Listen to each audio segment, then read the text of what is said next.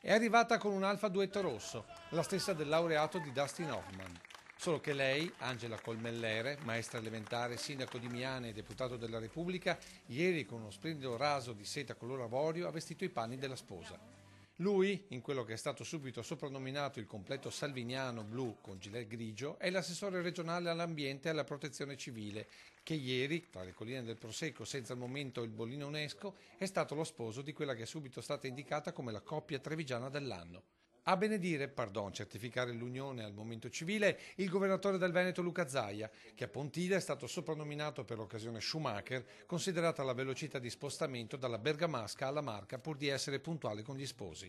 Una celebrazione davvero unica anche per l'immagine di un Zaia in fascia tricolore, che l'occhio indiscreto della telecamera di QDP News ha immortalato a dare qualche consiglio al neosposo, non si sa se inerente al matrimonio o magari ai prossimi interventi di sicurezza idraulica nella zona. Spigliata la sposa, anche se il sorriso un po' tirato tradiva un'emozione in crescendo tra candele accese, le dolci note della giovane orchestra, fino alle frasi di rito scandite dal governatore per l'occasione pubblico ufficiale di stato civile.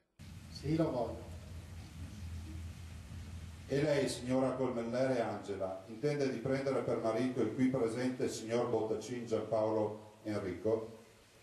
Sì, lo voglio. Sarà che l'onorevole sposa giocava in casa, ma con tempo è stato l'ingegnere, con lo scambio degli anelli, ad accusare maggiormente i colpi dell'emozione. Applauso!